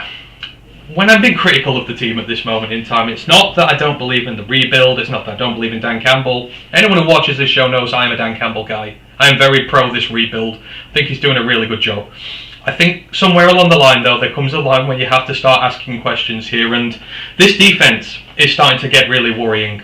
And Herm agreed with us. He's very concerned about it. This time, 12 months ago, nearly to the week, we gave up that field goal against the Baltimore Ravens, where they marched down the field, got into field goal range with no time left, no timeouts. The 2-minute drill was awful. We did not look like we could deal with the 2-minute drill at all. We sent the 3-man pressures. We didn't try to get at Lamar Jackson. We gave him the room we needed to. We made stupid mistakes. We lost the game because of that. 12 months later, what happens yesterday? 1:10 left, no timeouts. You're defending a 2-minute drive. 3 plays and it's in. That is exactly the same problem you had on this team 12 months ago. And you have 2 defensive back coaches running this defense in Aubrey Pleasant and Aaron Glenn, and nothing has changed. You can't defend the 2-minute drive.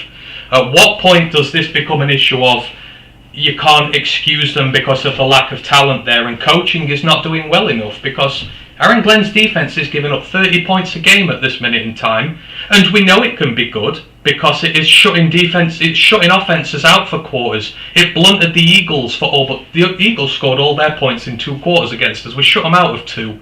You know, the Commanders, we shut them out for a half. We know this defense is good and can do its job, but it's poor execution, poor communication, and just mental lapses in games where they go missing. And the same fundamental problems we had 12 months ago. Is there now a point where we have to start questioning the coaching on defense just a little bit and stop giving them the excuse of the injuries and the supposed lack of talent there? For me, yeah. For me, bad coaching cost us the game yesterday. We could have won that game without Tracy Walker. I will put the hands up in there and say now, Tracy Walker, him coming out, it hurt, but did it cost us the game? Absolutely not, no. This defence should be able to survive losing a guy for 3 quarters, even if it's his calibre. We should be able to plug someone in to stem the bleed, like I said. But to not recognise that our man is struggling and are going after him, and to maybe pull him out, like I said, to maybe just throw in Will Harris and say, do you know what, go over series. Like I said, make them look at Jeff, or make them look at someone else. Try break the line of sight. Just stop them picking on him. Like I said, to not adjust with the running game. Like I said, to still be getting caught on bootlegs and end arounds. Those things that still hurt us last year. Like I said, not recognise the signs of when they're trying to get us going one way and go back the other, and still getting caught with those same old tricks. To not recognise that Hutch is not right, like I said, to just leave him out there and watch him struggle. It's really painful to watch him go out there. You know he's not right, you know he's not making an impact, and not just think, do you know what, for his own sake, I know you don't want to come out, but Austin, just go out there, even if you can't make a play, just go out and save him from himself. Some of these players sometimes need saving from themselves, and that is when Glenn or Pleasant has got to say, do you know what, I'm going to yank you for a drive. I said, I'm just going to watch you struggle. I can see we're struggling, but I don't want to upset the rhythm. I said, to take a time out before the game winning, to get everyone in, and then to go out and have a fucking blunder. What was said? I said, what was brought across? What communication? What coverage to then go out there and then all of it to go out the window and the game to just be blown, and then to come out of the game and all we get is, yeah, there's a communication, and there's a miscommunication. I'm sorry, it's not going to fly. Like I said, this is the first time I've questioned coaching offensively as well. Dan Campbell, I'm giving him just as much blame, like I say, to go just ultra aggressive. Last year, remember when he came out and said I'm sorry, and then the week later we were totally passive and we still lost. On Sunday, are we going to go ultra conservative and lose? Is he going to go the other way because he's worried again? Or is he going to be ultra aggressive again? And then are we going to be coming out next Sunday and be like, sorry guys, got it wrong again. I'd never have that player back and change it again. So people are out there saying that we aren't in a position to be questioning coaching. Like I say, you can't be saying the mistakes, you can't put blame on coaching. Like, I'm pretty sure we can. We're at the point right now where we can question coaching decisions. So just before I let you answer, Steve, so there's a lot of chat about this. So Steve-O says you're jumping the gun about getting worried. They are still building this team. I never thought the defence was going to be getting better this season. Dr. Detroit says the defence is severely under-talented. And Steve-O again says, your guys' expectations for this team are too high. They are another season from being serious about the playoffs. That's not the issue I have here, Steve. I'm not just ragging on this team for the sake. All I'm saying is questions maybe need to start getting asked here. We had this problem 12 months ago. Against the Baltimore Ravens, we could not defend a 2-minute drill. 12 months later, we can't defend a 2-minute drill against the Vikings. All they had to do, and even if it was just to go to overtime, keep your man in front of you. It's very simple. Communicate properly, keep your man in front of you, don't give up the big chunk play and the touchdown which loses you the game. They didn't do that. They busted a coverage and they lost us this game again. I expect over 12 months just the defence to get a little bit better.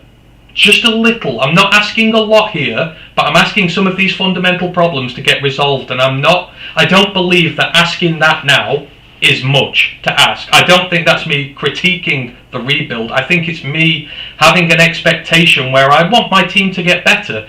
The record doesn't really matter this year. I want us to win more games, but this team fundamentally has to get better. And I am not seeing it from this defense right now. The pass rush was ineffective.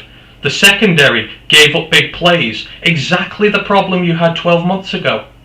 There has to come a time where that starts getting better, and we can blame injuries, we can blame all sorts there. But this defense, you've seen that it can play. You've seen that it can force 3 and outs. You've seen that it can stop drives. But in those clutch moments, bad communication, that's coaching. That ain't talent. It was very simple to get this drive to overtime. And that's my problem here. It's not me saying I've got massive expectations. I don't expect us to go to the playoffs. I don't expect us to go to the Super Bowl. I don't expect us to do any of that. I want this team fundamentally to get better. And in some areas, it's not. And that's a concern. And I think that's a legitimate concern to have. I really do.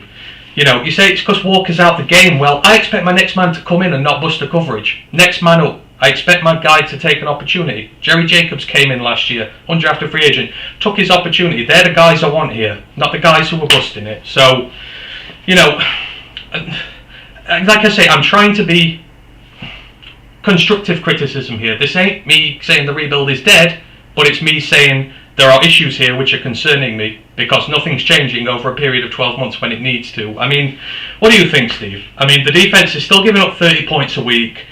You've seen how good it can be, yet they're still giving up chunks. They're still going missing for parts of the game. They still can't defend those critical drives, the fundamentals they need to really take the next step. Can injuries explain all this? Or has coaching got to be susceptible at some time, and answer some questions? Can you remember, did I go 7 and 10 or 8 and 9 hands with my prediction?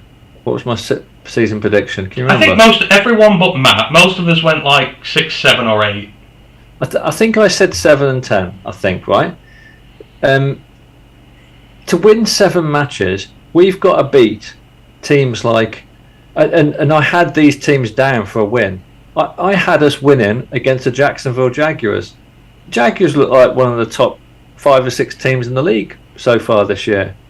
I had us beating the Panthers. The Panthers have just absolutely smashed the New Orleans Saints. Like, we are not going to be able to beat these teams if our defense is like a wet paper bag. Like, it's just not going to happen. And when you've got players making glaring individual errors and then the coaches compounding them rather than pulling us out of it with some fantastic tactical schemes, but instead compounding it with some basic decision making. Oh man, I'm not trying to be a doom monkey. That I'm kind of normally pretty balanced in terms of my views, but Sunday was like an absolute kick in the nuts, because it really just showed to me that we haven't progressed as much as we thought we would, and every team's banged up, every team's injured. Look at teams like the Chargers and the Ravens and the injuries they've suffered already. You can't use injuries as an excuse. our secondary was paper thin at the start of the season, and look what's happened with Walker.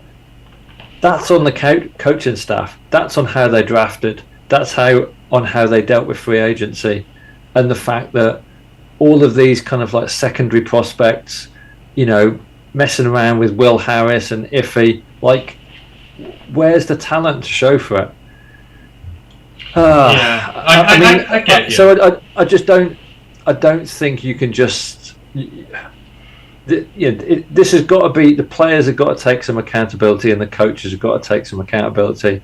And the defense has always been a problem to me, and we seem to be very, very high on the defense without much, without much kind of evidence to the contrary. Like, I watched a bit of the Packers against the Buccaneers on Sunday, and the ferocity that those two defenses were absolutely smashing each other around for 3 hours. I mean, we're so far off that in terms of intensity and execution. It was a really good game if you were a defensive fan, because both the Bucs and the Packers have got decent weapons on offense, but it was really just two defenses absolutely showing out in terms of turnovers. And I just thought to myself, we're so far away from this. Yeah, I know. I get entirely where you're coming from. I really do. I just want to give a quick shout out to Music Dreams. He says, "I'm a Lions fan from Tennessee here, by the way. Love your show. I appreciate you listening to us all the way from Tennessee. Thanks ever so much for that." And I get it. I see in the chat people like, maybe the expectations are too high, and I get it. Sometimes maybe they are, but I just feel like we're at the point now. We gave Dan Campbell the pass year. They made a conscientious decision to draft injured players, knowing that they got long-term injured on the list. They knew injuries were going to be a problem this year, yet they've always said that the team's going to be competitive, that the team's going to play, it's going to fight hard, it's going to be stronger, going to be faster, all this sort of stuff. And then when you cash a check like that, and then you see games like this where they are completely winnable, and it's all a lot of mistakes from players and coaches, I think it just really disappoints you. I think that's what mainly this is. Maybe it's just disappointment that we threw away such a winnable position against a bad Vikings side. They were not good. This game was here to win, and wins like this, they establish you in the division. The Washington game brought us to the attention of the national media, showing that this team can do something. Well, a win against the Vikings brings you to the attention of your NFC North rivals, who've looked down on you for far too long, and all you've shown them again is that you've choked from a winning position. And I think we're at the point in the rebuild now, 20 games in, where you can at least start to question a few of the decisions by this coach, and it still be legitimate. I still love Dan Campbell. I still love Aaron Glenn. I still love what the project that we're building here, but I feel like there are some things that we need to address. That is all. And, I feel like you have to have this discussion sometimes about some of these issues, because you can't just go on and pretend it's going to be all right. All the injuries are going to come back. We're going to get more injuries as we go along. All this sort of stuff. It's just, we know by now we can't expect these injured players to come back and be great immediately. And, the rebuild, then it just gets longer and longer, and you wait and you wait. At some point, you have to draw a line in the sand and move forward in spite of problems. If you coached well, if you're doing well, you're making the right calls at the right time, you win that game, you show that you're really seriously going forward. Now, we've talked about the game for that. And again, we are a pro-Lions podcast. We drink the Kool-Aid. We're generally, a lot more positive than a lot of others are. And when we're concerned, it's, because we care. We care about the team. We want it to do well. We're not just trying to be doom-mongers or anything. And it just hurts. This one just hurts a hell of a lot. I mean, just surmise your thoughts on this game. Any final thoughts about the game, and we'll have a quick look ahead at the Seahawks, then we'll get off, because I know we said we'd go till 9. So, I mean, just what's the overall feeling about the season now? Is this like shifted what you think the Lions can do this year? Is it, or is it just a case of it maybe a bad week? Let's go and right it next week. The first thing I want to say is, right, don't come into the comments and question someone's expectations. Like I said, don't shift the blame from them to me, because I want the team to be better than last year. So that's to everyone. Like I say, if anyone in the comments, like I say, because that I'm not doing it to you. No one is expecting the Lions to be a playoff team, but do I expect them to be better than last year? Yes. Fun fact for anyone who don't know, the Lions have not won a road game under Dan Campbell. Is it a little bit too much to expect that we can go to someone else's goddamn stadium and come with a victory? No, it's not. Like I said, 10 points up, 10 minutes left. Do I expect us to be able to overcome a partisan crowd that was very noisy in a stadium that's got difficult conditions because we play in a dome? Like I say, to actually be able to tackle something outdoors for once? Yes, I think that's reasonable. So, expectations, I've seen this word flying around the last 48 hours. That is it's all a matter of perspective, where you think the rebuild is. I don't think we're a playoff team. Do I think we'll get 8-1 that I predicted? Yes, because there'll be a shitty tie in there somewhere, because we've seen how bad we are on defence, but how good we are on offence. And looking to next week, I'll tell you what, I've seen people think we'll breeze the Seahawks. Some of you need to give your head a wobble. I watched them last night, and Geno Smith is playing. Tyler Lockett, DK Metcalf, they're going to give us hell, because we aren't stopping both of them. So I am very worried about this Sunday. This Seahawks team is terrible. They were crap. But do I think they're going to give us trouble like they did with Rashad Penny again? Is he going to run on us again? Yes. He is going to run on us again. This is going to be another absolute scrap. It's going to be ugly. We're going to have to grow a pair of bollocks to win this game. Someone's going to have to stand up. Yeah, but this is going to be a really hard game. And like I say, we're away again. We're going to have to go to we're at home, aren't we? Yeah, we're at home. We're at home, that's fine. Like I say, we'll have the crowd on our side. Like I say, I want to get the job done. But at some point, I want to see the Lions find defence, be able to cope for a crowd outside of Ford Field. And that is not too much of an expectation. No, I agree. Again, I think maybe it just gets lost in translation somewhere. I think people think maybe you're sometimes asking for too much. And again, don't question expectation. Everyone has different expectations of what goes on. We just want the team to be better. And for me, if you go out and beat the Vikings, we would have been there. If you go out and beat the Seahawks next week, if you show, like against the Commanders, we said that first week against the Eagles, it's a lot more palatable if you back up that performance with a performance against Washington to show that you can beat the teams around you. They did. That's fine. I can forgive that. This one, maybe inexperience, maybe bad luck, maybe some bad plays. It's a young team, coaching-wise and player-wise, that's developing. If you come out and you rectify your mistakes and you beat the Seattle Seahawks next week, a team who are around you, you show that you've learned, then all of a sudden this game against the Vikings becomes a lot more palatable because it shows the team is developing and learning and it is heading in the right direction. If you follow this up with another loss, then I think, there are going to be questions, and rightly so. I think that's where I'm at. I just want them to come out, play well next week and show us that this was a blip and that we're heading in the right direction, and hopefully they can, because we are looking a lot better. And I get what you're saying, Steve. The offense is looking better. It is, but I mean, we might lose TJ this year, we might lose DeAndre this year, we're probably going to lose Big V this year. We don't know what's going on with Jared Goff next season, whether they're going to cut him or keep him.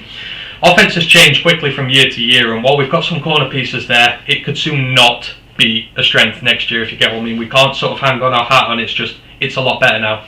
There's a lot of change maybe coming on this offense going forward. Same with the defense, so I don't know, but they need to do well next week is my point. I could forgive this week and put it down to learning if they come back and show they're better next week. But I don't know, Steve, I'll finish this off with you. What do you think going forward for the season now? After what you've seen, what do you think? Well, I kind of want to throw it back to the people in the chat. Do you think 7-10 in the second year of a rebuild? Do you think that's an unrealistic expectation?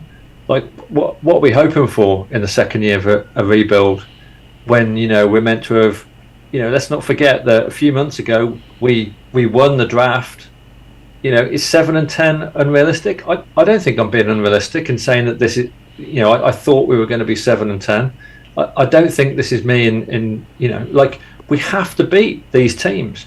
And I think looking at the next 2 weeks before the bye, we've got the Seahawks at home, and then we've got the Patriots in Foxborough. I think the Patriots are going to be playing with Brian Hoyer or Bailey Zapp at quarterback, because I think Mac Jones is going to be out for 3 or 4 weeks with an ankle sprain.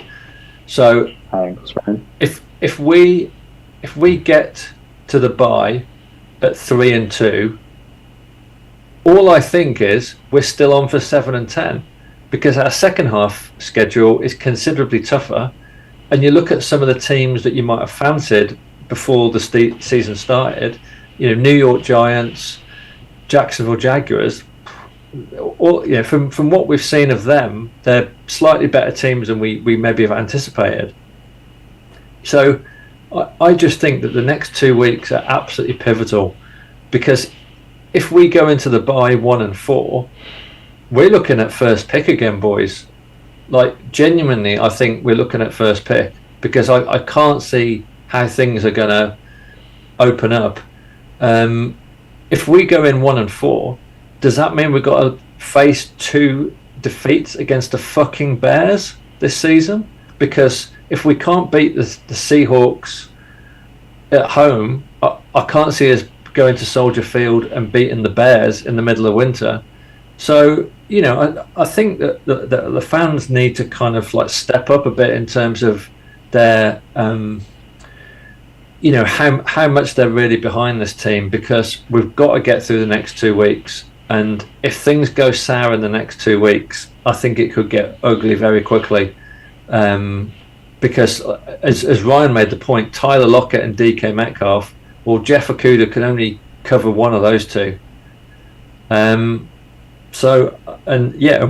what Rashad Penny did to us last time we played them. So I'm kind of like very, very worried, like really, really worried. That's all I can say. And I really hope I'm wrong, but I've got a bad feeling coming out of that game against the Vikings.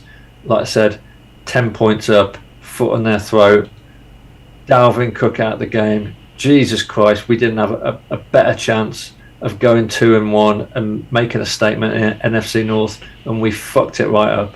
And I think that's the problem here. I think people are wounded by this so much because, like you said, this bye period is critical now. You have got 2 games where you're a rebuilding team. Yeah, you're going through your things, but the Seahawks are rebuilding as well. They're giving away a lot of what made them good over the years. And the Patriots are missing their quarterback. And under Matt Patricia, that offense looks horrible anyhow. The games you can win, games that you want to win to show progression forward, and it just makes you doubt it a little bit, and it's hard because you want so much to believe in this regime. I think people are that passionate about this regime that it hurts when stuff like this happens, because they just really want the team to do well. They really want Dan Campbell to do well, and it's a tough one. I mean, even in the chat, everyone is sort of split on this. Big Aries 70 says part of becoming a better team is being able to overcome being on the road. They aren't yet there yet. The defense will be weak this year. Is it a case of, we've just kind of reached our ceiling for now, we've got to wait another season? I don't know. Dampas says, I'm sorry, losing Tracy and Sungod with Swift and Reynolds going out as well. All valid factors. Dan messed up with the field goal, we all agree. He also says, cheers and thanks for being open to the dissent, go Lions. I get it. There's just so many school trains of thought here about this one. It's really tough. But one thing I will say, C asked it somewhere, he goes, do you ever feel like you've hitched your wagon up to the wrong team? No. We're Lions till we die. Lions till we die. Through thick or through thin, no matter how bad it gets, we're with the Detroit Lions all the way. We are hitched up all the way there. I just want them to do well and see them perform well, and I don't know. Maybe the feelings will settle. I don't know. C says, nailed it, Steve, so he agrees with you. There's all sorts going on here. It doesn't help when you see Riley Patterson kicking field goals for the Jags and all that sort of stuff. And it doesn't help when you see the Jags nailing the Chargers. You're like, they picked first in the draft the last 2 years. Yes, they've got the quarterback, and they've overspent massively on that team. Pain. I see Devin Lloyd doing really well for the Jags as well, and it just annoys me, but let's leave it. Marvin Jones, I don't know if you saw the touchdown that Marvin Jones caught. Fucking hell, what a catch. Why is that guy not still at Ford Field?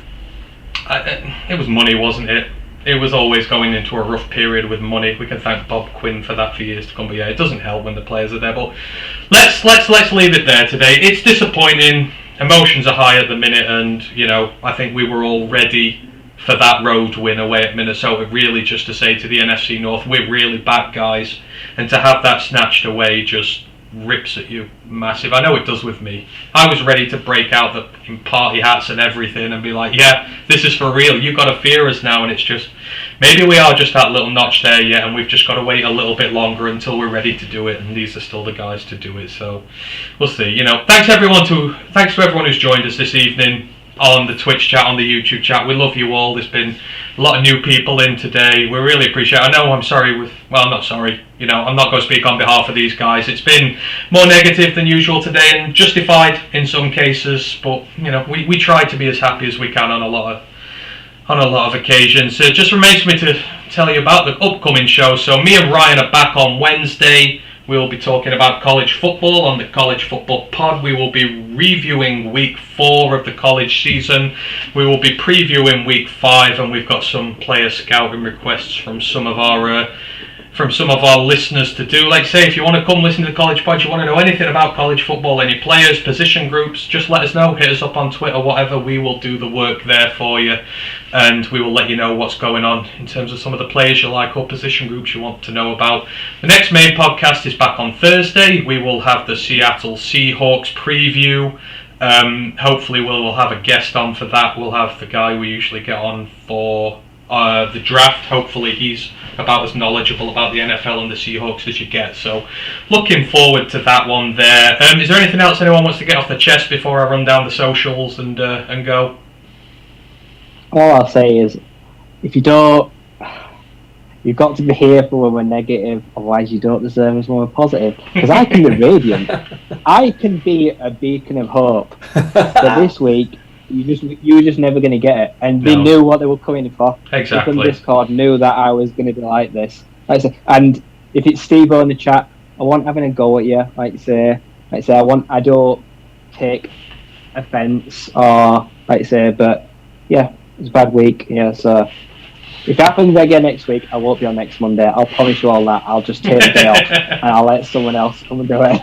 Look, supporting the Lions is a roller coaster. You have good weeks, you have bad weeks. We have high points, we have low points. The most important part is we as one pride stick together and help each other through this. So hopefully now we've got a lot of the negative juju out there and we're feeling a bit better and we can look forward to the Seahawks game. I'm looking forward to the Seahawks game. Chance for us to put things right. Ford Field will be rocking. I love the new atmosphere there at the minute with all the fans going, making noise. Hopefully Geno Smith won't be able to talk to Tyler Lockett and DK Metcalf and tell them where he's going to throw it to them on this one. I just wanted to see us destroy him. So yeah, thanks ever so much to everyone. If you want to like and subscribe to all the socials and that, you can find us all over the internet. So YouTube, Roar of the Lions UK, if you haven't already. Twitch, ROTL_UK.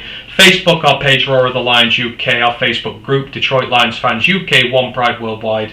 Twitter is ROTL_UK. Instagram, ROTL UK. And the website, www.roarofthelionsuk.com. We put up previews for the games every week, and there's always other articles and that going out, so give us a check out. But as always, we thank each and every one of you for the support here, and hopefully we can look forward to another Victory Monday stream next week where we will all wear party hats and tinsel and all sorts of stuff, and we'll have a party. But until then, thank you to everyone who's joined us. We shall see you again next week. Oh no, we shall see you again on Thursday, or if you're on the College Pod, you will see us on Wednesday. So until then, it remains for me to thank Steve, remains for me to thank